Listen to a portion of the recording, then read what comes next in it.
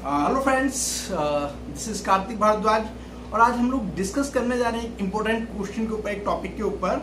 अभी प्रिपरेशन शुरू हुई है तो ज़्यादातर लोगों के सामने कंफ्यूजन आ रहा है कि वो गेट की प्रिपरेशन करें, ईएससी की प्रिपरेशन करें या फिर दोनों की प्रिपरेशन करें। एक और ऑप्शन है, क्यों करें प्रिपरेशन तो खैर, तो दोस्तों सबसे पहले मैं आपको ये बताना चाहता हूँ। देखो, हो सकता है कि मैं उम्र में आपसे छोटा हूँ या उम्र में हो सकता है मैं आपसे बड़ा हूँ, लेकिन देखो मुझे दोस्तों एक्सपीरियंस, लाइफ का तजुर्बा बहुत रहा है। तो इसी उसके बेस पे, जो मेरा एक्सपीरियंस रहा है उसके बेस पे मैंने कंक्लूजन तैयार किया है। दोस्तों एक चीज मैं आपको पहले क्लियर करना चाहता हूँ कि अगर आप इस वीडियो को देखने जा रहे हैं तो शुरू से लास्ट तक इसको पूरा देखें वीडियो को, और इसके बाद कंक्लूजन पे पहुंचे किसी, है ना। अगर आपके सामने प्रॉब्लम आ रही है कि आप गेट की प्रिपरेशन करना है या फिर ईएससी की प्रिपरेशन करना है या दोनों की प्रिपरेशन करना है, तो दोस्तों एक चीज मैं पहले क्लियर कर दूं, कोई भी बंदा इसका परफेक्ट आंसर नहीं दे सकता। कोई भी इंसान आपको इसको परफेक्ट आंसर नहीं दे सकता, क्योंकि कोई बंदा आपको आपसे बेहतर कोई जान ही नहीं सकता, इसलिए इसका आंसर कोई दे ही नहीं सकता है। तो दोस्तों मैं अभी क्या है, आपको इस पूरे लेक्चर में एक पूरी एक लिस्ट गिनाऊंगा, आपको एक पूरे वो पैरामीटर्स बताऊंगा जिन पैरामीटर के बेस पे आप लोग चेक करेंगे कि इन पैरामीटर्स के बेस पे आपको चेक करना है कि आप इन पे कितने कंप्लीट हो पा रहे हैं, स्केल पे कितने आ पा रहे हैं, फिर उसके बाद आप चेक कर लीजिएगा दोस्तों। तो दोस्तों सबसे पहले मैं बता रहा हूं मेरा एक्सपीरियंस क्या बोलता है। लाइफ में कभी भी आपके सामने कोई प्रॉब्लम आए तो हमेशा ध्यान रखना, आप सबसे पहले एक रूट कॉज करना, किस वजह से प्रॉब्लम आई है, उसका रूट कॉज क्या हो सकता है, उसको पहले एनालिसिस करना, प्रॉब्लम को देखना क्या प्रॉब्लम आई है, फिर उसके बाद देखना है कि इसके कितने पॉसिबल वो हो सकते हैं, आपके पॉसिबल स्टेप्स हो सकते हैं, क्या पॉसिबल स्टेप्स हो सकते हैं। और दूसरा क्या है, आप चेक करिएगा कि इनका फ्यूचर इंपैक्ट क्या है ना, ये चेक कीजिएगा दोस्तों, जो भी आप स्टेप्स लेते हैं। तो दोस्तों शुरू करते हैं हम लोग सबसे पहले अपने इस वीडियो का जो मेन मोटिव है। तो सबसे पहले हम फाइंड आउट करते हैं कि ईएससी और गेट क्या ये दोनों एक ही चीज है, इनकी प्रिपरेशन क्या है, ईएससी की गेट की प्रिपरेशन करना है या गेट की प्रिपरेशन करना है, क्या दोनों चीज सेम है। दोस्तों सबसे पहले मैं आपको बता दूं, बिल्कुल नहीं, दोनों की प्रिपरेशन एकदम अलग है। दोस्तों ये ध्यान रखना, दोनों एग्जाम पूरी तरह अलग है, दोनों का कॉम्पिटिटिव लेवल अलग है, दोनों के लिए जब प्रिपेयर करेंगे तो माइंडसेट बिल्कुल अलग है। तो सबसे पहले मैं ये बता दूं किस लेवल पे अलग है। तो पहले हम ना ईएससी और गेट का, यहाँ पर ईएससी एक टेबल बना लीजिएगा आप, है ना। जब कोशिश करो दोस्तों, जब मेरी कोई वीडियो देख रहे हो तो एक नोट पेन और वो ले लीजिए, तो आप इंपॉर्टेंट पॉइंट्स को नोट करते हुए चले जाइए। मेरे क्या कोई भी एजुकेशनल वीडियो देख रहे हो तो आप क्या जरूर कह रहे हैं दोस्तों, एक आदत बना लें, फायदे की चीज है, बुरी आदत नहीं है। एक कॉपी ले लीजिए, एक पेन ले लीजिए और फिर उससे क्या है, उसमें इंपॉर्टेंट पॉइंट्स को नोट करते हुए चले जाइए। लास्ट में जरूर कुछ ना कुछ, हमें जब फाइनली खत्म होते हैं तो वो सारी चीजें याद नहीं रहती हैं, लेकिन अगर आपके सामने वो होगा तो आपको पता चलेगा कि हमने कंक्लूजन में सीखा क्या है। तो दोस्तों सबसे पहले क्या है, गेट और ईएससी का मैं एक छोटा सा कंपैरिजन कर रहा हूं अपने एक्सपीरियंस के बेस पे। दोस्तों सबसे पहले मैं अगर अपॉर्चुनिटीज की बात करूं तो दोस्तों अपॉर्चुनिटी देखो, गेट के उससे स्कोर से अगर आप गेट के लिए करते हैं, अच्छा खासा स्कोर डालते हैं तो उसमें अपॉर्चुनिटीज ज्यादा है। जैसे आप एमटेक के लिए जा सकते हैं दोस्तों, है ना। कुछ प्राइवेट कंपनीज हैं जो गेट का स्कोर आपको बताने पे हायर कर लेती हैं।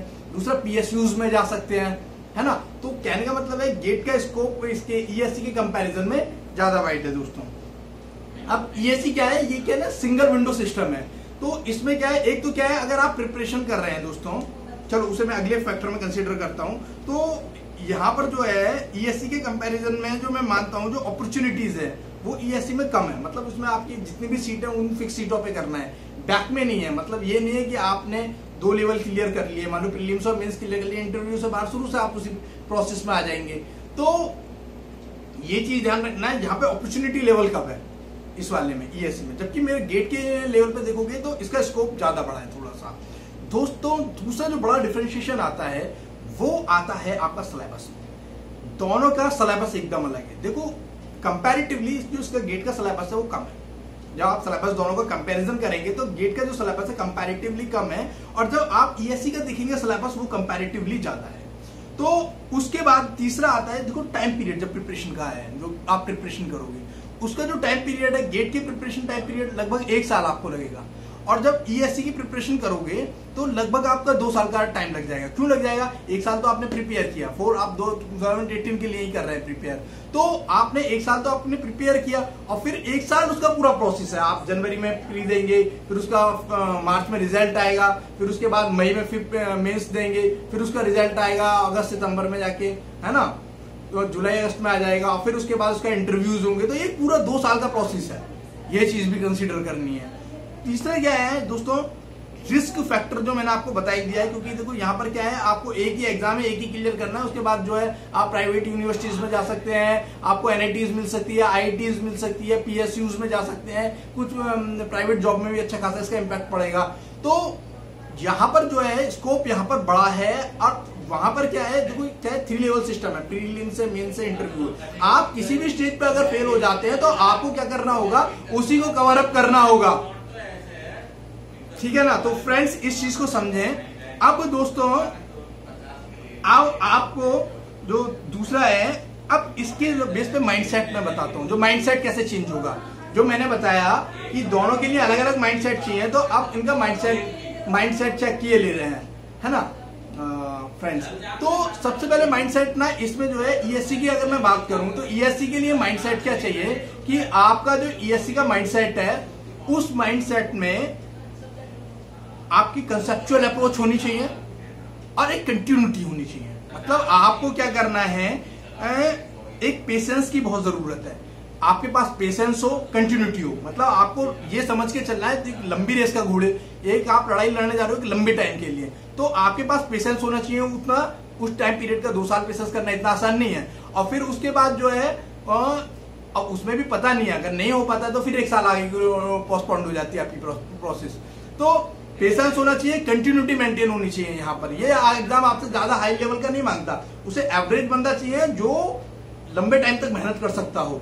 तो आपका दूसरा क्या है, एक तो पेशेंस हो, हार्ड वर्किंग हो, और ये क्या कंसेप्चुअल अप्रोच पे ज्यादा काम करता है। कंसेप्चुअल मतलब थोड़ा थ्योरेटिकल होता है, न्यूमेरिकल इसके गेट के कंपैरेटिवली कम होता है। अब जब मैं गेट की बात करूं दोस्तों, गेट पे भी वैसे इस बार थोड़ा सा चेंज आया, उन्होंने थोड़ा सा उसको कंसेप्चुअल बनाया, थोड़ा सा उन्होंने थ्योरेटिकल रखा, और जो लेवल था क्वेश्चंस का पिछले की बार की कंपैरिजन में थोड़ा सा कम किया दोस्तों। तो अब क्या है, गेट में क्या है, स्मार्ट आपको वर्क करना पड़ेगा। मान लो कि आपको 3 महीने, लास्ट में 2-3 महीने मेहनत करनी है, मतलब मेहनत का मतलब मेहनत ही करनी है, गेट की तैयारी करनी है, और आप जो है अच्छी स्ट्रेटेजी यूज करें तो आप आराम से 3 या 4 महीने में अच्छी रैंक के साथ निकाल सकते हैं गेट को, है ना। तो ये इन दोनों का दोस्तों बेसिक कंपैरिजन हो गया। मतलब आपको पता होना चाहिए कि इसमें जो है सिलेबस कितना डिफरेंट है, आपकी जो है अपॉर्चुनिटीज कितनी है ना, उसका टाइम पीरियड आपका प्रिपरेशन कितना है, उसमें रिस्क फैक्टर कितना है ना। मतलब आपको लग रहा है 2 साल, पता चला कि आप 2 साल बाद नहीं बियर कर पाए आगे की चीजों को। तीसरा माइंडसेट क्या चाहिए आपको। तो ये जो चीजें अगर आपको पहले से पता होंगी, है ना, तब आप आगे की चीजें डिसाइड कर पाएंगे, ठीक है ना। तो ये तो हमारा इसका रूट हो गया पूरा, मतलब कि हमने इसकी जड़ें देख ली ईएससी और गेट के कंपैरिजन करके। अब दूसरे स्टेप की तरफ बढ़ते हैं हम। दूसरे स्टेप की तरफ बढ़ते हैं तो दूसरे स्टेप में हमने दोस्तों क्या करना है कि आप लोगों को अपना लेवल चेकआउट करना है कि आपका लेवल क्या है। तो जब दोस्तों अपना आप लेवल चेकआउट करेंगे तो उसके लिए मैं कुछ गाइडलाइन दे रहा हूँ दोस्तों। आपसे ज्यादा बेहतर कोई दूसरा बंदा बता ही नहीं सकता कि आपकी प्रिपरेशन कितनी हुई है। मतलब आपको पता होना चाहिए कि आप अभी इस फील्ड के बिगिनर हैं या इस फील्ड के एक्सपर्ट हैं। जरूरी नहीं कि आपने बहुत अच्छा एक्सपर्ट है तो आपका हो ही गया हो, बहुत सारी चीजें मैटर करती है, लेकिन ये जो लेवल है आपको खुद पता होना चाहिए। मतलब आप 2 साल से प्रिपरेशन कर रहे हो तो आपके लिए साइमल्टेनियसली प्रिपरेशन करना है, ईएससी और गेट की करना आसान हो जाएगा। लेकिन आप बिगिनर हो, आप एकदम नए उतरे हो और आप सोचो आप 1 साल के अंदर ही वो कर दो तो यार बहुत एक्सट्रीम मेहनत की जरूरत पड़ेगी, एक बहुत ही अच्छे गाइडेंस की जरूरत पड़ेगी, बहुत सारी चीजें पड़ेगी। और अक्सर जोश में 1-2 महीने तो लोग करते हैं, 1 महीने 2 महीने, पूरे साल पूरे थ्रू आउट ईयर इसको कंटिन्यू नहीं कर पाते, और that is the main reason of the failure. जोश में आके तो ना कि मैंने वीडियो बनाई, मोटिवेट हो गए आप और जोश में आके स्टेप्स ले लिए, नहीं, आपको अपनी सिचुएशन के अकॉर्डिंग, अपने माइंड सेट के अकॉर्डिंग लेना है दोस्तों। दूसरा जो इंपॉर्टेंट पॉइंट है दोस्तों आपको डिस्कस करना है, तो पहले आप अपना प्रिपरेशन लेवल खुद चेक कर लीजिएगा। मतलब आपको पता होना चाहिए कि आपने गेट के सिलेबस में से कितना आपका प्रिपेयर्ड है, ईएससी का सिलेबस है उसमें आपका कितना प्रिपेयर्ड है, आपको ये पता होना चाहिए। तो जब आप दोनों का कंपैरिजन करोगे तो आपको पता चल जाएगा आपको कितनी मेहनत की और जरूरत है। तो दूसरे पे आप ये चेक कर लीजिएगा कि आपका लेवल क्या है। तो अगर आपको अपना लेवल पता है, सिलेबस उठाइए ईएससी का, उठा के गेट का रखो और अपना लेवल चेक कर लो। आपको तो पता होगा ना, सपोज आपको पता है भाई मेरा सिग्नल सिस्टम तैयार है, मेरा कंट्रोल तैयार है, मेरा डिजिटल तैयार है, मेरा कम्युनिकेशन ले रहा है, मेरा सिग्नल ले रहा है, इस तरह है ना। तो आप देख के कर सकते हो। फिर देखो कि टाइम एनालिसिस करो कि मैं इतने टाइम में कवर अप कर पाऊंगा या नहीं कर पाऊंगा। तो सबसे पहले अपना लेवल चेक कर लो। फिर उसके बाद क्या है, अब पर्सनल इंटरेस्ट देखो। एक बच्चे से पूछो आपकी भैया तुझे क्या बनना है, वो क्या है ना अभी जाके बोल देगा उसे डॉक्टर भी बनना है, उसे पायलट बनना है, थोड़ी देर में उसने डांस का प्रोग्राम देखा उसे डांसर बनना है, उसे गाना गाना है, उसको गाना गाते हुए देख देगा, थोड़ी देर में क्रिकेटर बनना है, फिर फुटबॉलर बनना है, मतलब कुछ भी जहां उसका मन है। अभी थोड़ी देर में कुछ बता रहा है, थोड़ी देर में अच्छा आर्मी का उसने देखा कि इन्फ्लुएंस हुआ कि अच्छा आर्मी में जाना है उसे, है ना। फिर थोड़ी देर में देखेगा कि अरे अरे उसे तो मतलब IAS बनना है। तो डिपेंड करता है उसकी सराउंडिंग कैसी है। तो दोस्तों सबसे पहले इंपॉर्टेंट चीज ये है कि आपका किस में इंटरेस्ट है। तो ये डिसाइड करने से पहले कि आप किस अप्रोच को फॉलो करने जा रहे हैं, किस रूट को आप चूज करने जा रहे हैं, उससे पहले आपसे इंपॉर्टेंट चीज है कि आपकी प्रिपरेशन कितनी है। सपोज आप जा रहे हैं कि आपको आपको मान के चलिए आपको IAS करना है ना। तो फिर आपको डेफिनेटली अगर आपको मन से ही क्लियर है कि IAS करना है, तो फिर गेट की जगह ज्यादा फोकस करना IAS पे ज्यादा सही रहेगा, है ना।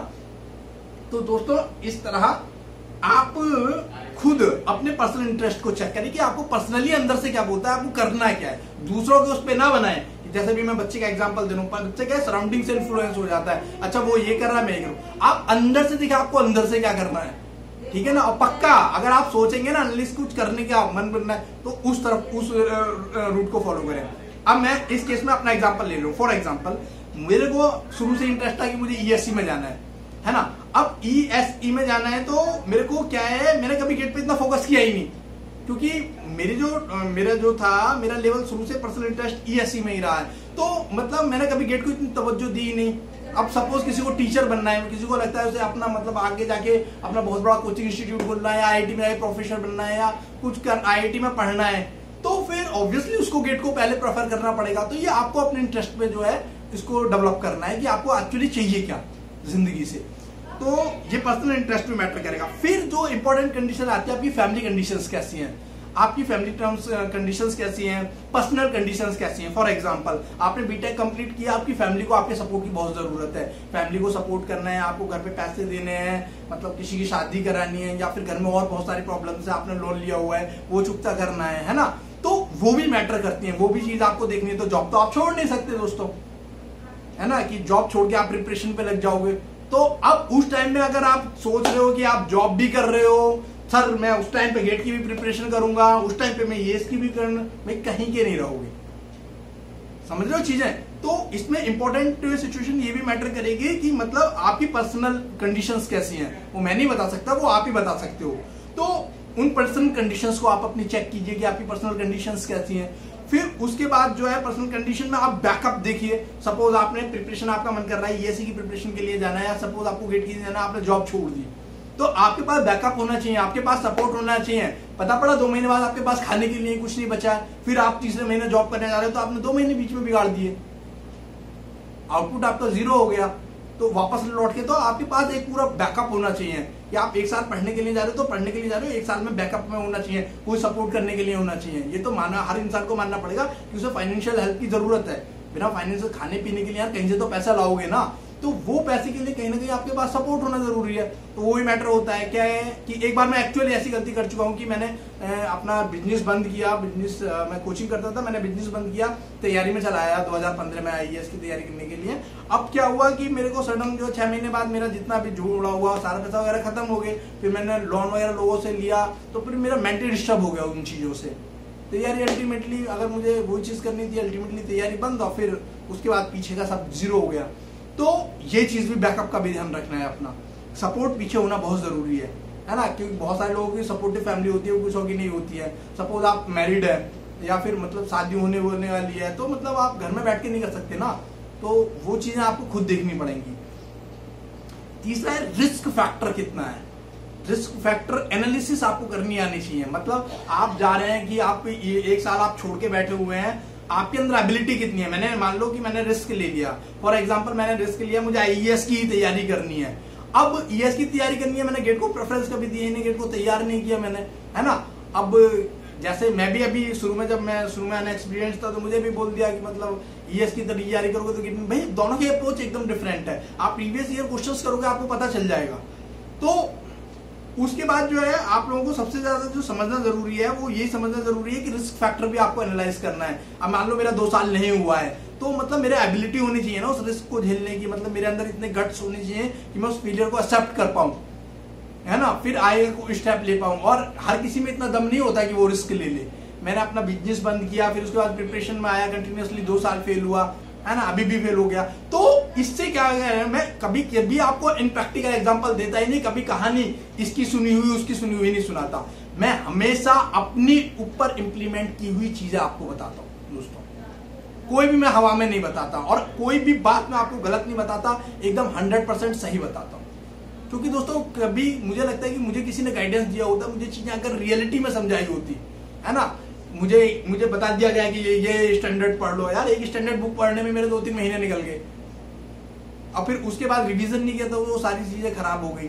तो कहने का मतलब ये है कि हमें दूसरों की चीजों से सीखना है। तो अब आपको अगर इन 3 स्किल्स पे चेक कर लेंगे, आपने देख लिया कि मतलब पर्सनल फैमिली सपोर्ट आपके पास है या फिर आप जॉब कर रहे हैं, मान लो स्टूडेंट ही आपको लग रहा है 1-2 साल आप तैयारी कर सकते हैं, फैमिली आपको पैसा दे देगी, फैमिली कह रही है आप जाओ तैयारी करो, देन वेल एंड गुड। इससे बढ़िया बेस्ट चीज तो कोई हो ही नहीं सकती है ना।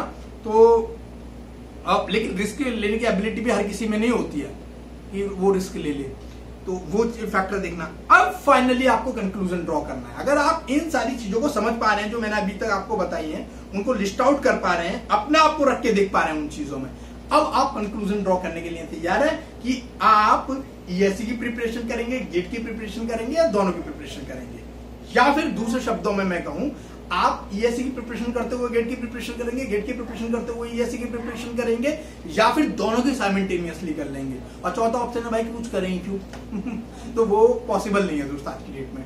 तो अब आप इस कंक्लूजन को यूज कीजिए जो मैंने बताया, उनमें आपको देखिए कि आप कहां कहां फिट हो रहे हैं। फिर उसके बाद दोस्तों अब अगर आपने चूज किया है कि आपको ईएससी करना है तो दोस्त सबसे पहले उसका सिलेबस रखिए। सिलेबस को मैंने बता दिया है, अलग अलग स्ट्रेटेजीज, मेरे नोट्स से एक बार लिस्ट चेक कर लीजिएगा ईएससी और गेट वाली कैसे कैसे आपको पढ़ना है। तो उसमें पहले सबसे पहले थ्योरी कवर अप कीजिएगा, नोट्स बनाइएगा, नोट्स बनाने के बाद टेस्ट सीरीज दीजिएगा, रिवीजन कीजिएगा। फिर ऐसे गेट के लिए सिलेबस कवर अप कीजिए, नोट्स बनाइए, उसको टेस्ट सीरीज दीजिए, रिवीजन कीजिए, ये रहेगा ईएससी और गेट। अब कंफ्यूजन क्या आएगी कि आप ईएससी और गेट दोनों को जब लेके चलेंगे, जब इसकी स्ट्रेटेजी बना रहे होंगे, तो जब दोनों की स्ट्रेटेजी बना रहे होंगे उस टाइम, तो आपको ये चीज ध्यान रखनी है कि सबसे पहले जो कॉमन सब्जेक्ट उठाना, जो भी उनमें कॉमन सब्जेक्ट है, 8 सब्जेक्ट लगभग वो कॉमन मिल जाएंगे, गेट के लगभग सारे ईएससी में मिल जाएंगे, वो कॉमन सब्जेक्ट उठा के पहले वो प्रिपेयर कर डालो, समझो, है ना। क्योंकि दोस्तों हमें थोड़ा सेफ जोन में भी रहना है अगर आप दोनों को लेके चल रहे हो। मतलब ये भी समझना है कि ऊपर जो मैंने फैक्टर्स बताए थे वो कि कौन किसका स्कोप ज्यादा है और रिस्क फैक्टर वगैरह वो सारे इंक्लूड करके, तो पहले ना दोनों के कॉमन पकड़ो। जैसे मतलब मैंने गेट के सिलेबस को कवर अप कर लिया, उसके बाद ना उसको पूरे उसके पॉइंट ऑफ व्यू, उसे किसी एग्जाम के पॉइंट ऑफ व्यू से मत पढ़ना। उसे ये मत सोचना मैं गेट के लिए पढ़ रहा हूँ, मैं ईएससी के लिए करना। उसके नोट्स उठाना, पहले सारे नोट्स कवर अप करना, नोट्स कवर अप करने के बाद गेट के क्वेश्चन लगाना, ईएससी के क्वेश्चंस लगाना, फिर उसके कन्वेंशनल लगाना दोस्तों। तो इस तरह इसको करना, फिर टेस्ट सीरीज अप्रोच करना, टेस्ट सीरीज देना, फिर रिवीजन करना, और इस तरह कंटिन्यूटी रहेगी दोस्तों। बस यही मैं जानता था जो मैंने अपने एक्सपीरियंस के हिसाब से शेयर किया।